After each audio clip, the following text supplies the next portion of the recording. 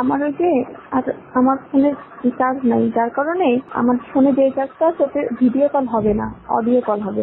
Audio হবে। ভিডিওটা আর আসবে না। তুমি শুধু আমার বেশি প্রশংসা করছো, তোমার করার সুযোগ দাওনি। তুমি অনেক সুন্দর, তোমার এই ফিগার অনেক সুন্দর। ফিগার নিয়েই পড়ে থাকলে আর কিছু আর বলবে না। হ্যাঁ, না ফিগার অনেক সুন্দর, চেহারা অনেক সুন্দর, এত বড় টল ফিগার। আমার লম্বা মেয়েদের পছন্দ বেশি। হ্যালো, শুনছি। তুমি অনেক লম্বা না, তারপরে অনেক ভালো লাগছে, মানে অনেক ভালো লাগছে। এবার হবে, ওগুলো তো ছিল। এবার এনে রাখবেন। হ্যাঁ হ্যাঁ, আমি যখন যাবো তখন এনে রাখবেন। আর আমরা এবার লং টাইম একটু সময় কাটাবো, যাতে আমার তৃপ্তিটা মিটে যায়, যাতে আরো বেশি ভালো লাগবে। আসলে কি আপনাদের কিছু ছিল না, আমারও একটা খুব নার্ভাস হচ্ছিলাম যদি কোনো ভুল হয়ে যায়, একটা মানে আমিও মানে যেহেতু কোনো প্রোডাকশন ছিল না, আমি বারে বারে ভাবছি যদি কোনো ভুল হয়ে যায় একটা টেনশন মাথায় কাজ করতেছিল। আর ওটা থাকলে আরো বেশি রিল্যাক্সে করতে পারবো। না তারপরেও তুমি তো আমার সুযোগ দিচ্ছ, বললে যে বাইরে ফেলি। হ্যাঁ, আমি আমার সেকেন্ড বারে কিন্তু আমার মোটামুটি হয়েছে। সেকেন্ড বারে আর ফার্স্ট বারে হলো তুমি তোমার টেকনিকে নিয়ে নিলে, তাই না, হাতে করে। আর সেকেন্ড বারে হয়েছে ওইটা বিছানায় শুনছি। আমি না ওই বিছানায় তো আছে, শালারা তো পাল্টাইনি, ওরা বুঝবে কি হবে, বলতেও তো পারতিস। হ্যাঁ, বিছানা তো এটাই আছে, আমি এই দিকে সরে আসছি, এই কোনার দিকে। তো বিছানার কথা তো পাল্টাইও দেয়নি চাদর, বললে তো সন্দেহ করতো। হ্যাঁ সেটাই। দেখি কালকে একটা বুদ্ধি করবানি, আগে থেকে ফেলে রাখবানি, বলবানি যে চাদর পাল্টায় দাও না কেন, চাদর ডেলি পাল্টাবো, এই বলে দিল। আমার না এখন এটা আমি সেটা বুঝতে পারছি, আপনি আসলে সত্যি অনেক সেক্সি। আমার মানে ধারণার বাইরে, মানে ধারণা ছিল না আপনি এতটা হট আর কি। আপনি তো জানেন একটা মেয়ে হিসেবে আমি খুব প্লিজড। হ্যাঁ, না আমি শুনছি, শুনে আমার ভালো লাগছে। আমি খুব সন্তুষ্ট, আমার যতটা চাওয়া ছিল তার থেকে বেশি পাইছি। না ভালো, আমারও টেনশন কিছুটা কাজ করতেছিল যে আমার অনেক বয়স হচ্ছে, তুমি পারবে কিনা। আমার এই যন্ত্রটার সাইজও কিন্তু ভালো না। ওইরকমই তো হয় ছেলেদের, আবার কেমন না বড় ছোট হয় না, ঠিকই তো লাগলো, আমার মতন তো ঠিকই আছে।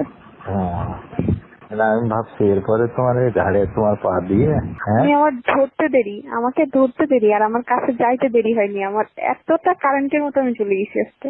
ও হ্যাঁ, এখানে ঢুকেই তো আমরা ওই যে আগের দিন আলাপ করে নিচ্ছিলাম না, এই জন্য আগে। হ্যাঁ ঠিক আছে, আমাদের বয়সের ব্যবধান আছে, কিন্তু জুটি ভালো।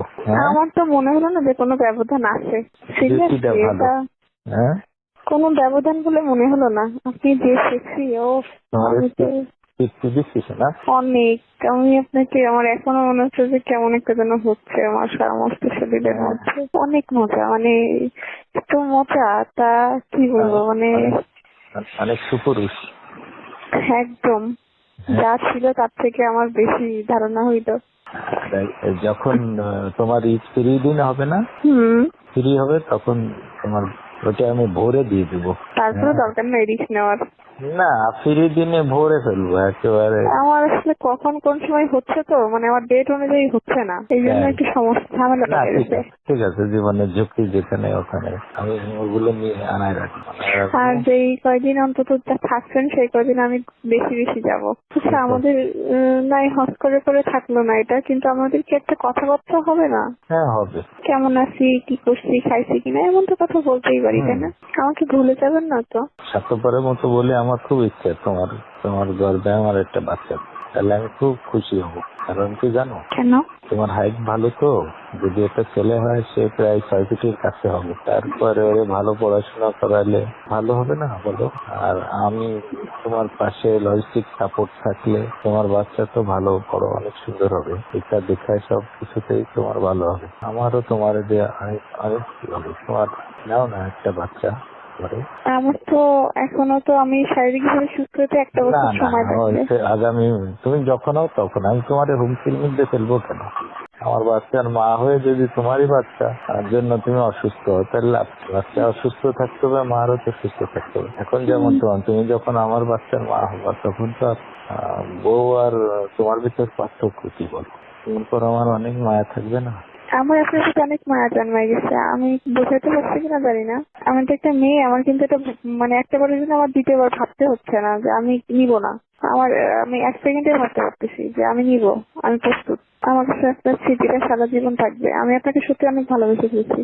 আর যেখানে দুটো মনের মিল হয়ে যায় সেখানে আসলে আমি সেই। মানে রনির সাথে একটু আনইজি ফিল করি, কিন্তু আজকে দিন আমার কাছে কোনো বাধাই মনে হলো না। আমি এতটা এক্সাইটেডমেন্টে আমি এসেছি, এতটা উচ্ছ্বসিত আমিও ভাবে আমিও দেখো। খুব ফ্রিলি মিশছি। এতটা ফ্রিলি আসলে আমি রনির সাথে কখনো মিশি না।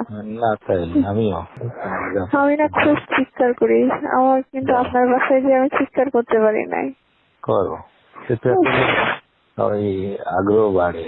হ্যাঁ, তুমি চিৎকার করলে আমার আগ্রহ বাড়বে, আমার আমি আরো সেখানে বেশি করতে বাড়বে। পারিনি, আমার খুব মানে মনে হচ্ছে আমাকে যেন খাঁচায় বন্দি করে রাখছে। হ্যাঁ, আমি যেন আমি 100% দিলে আপনি আরো আমার হয়তো আমি 50% দিতে পারছি। ঘুমাও। ওকে, ঘুমাও, সকালে কালকে কথা হবে।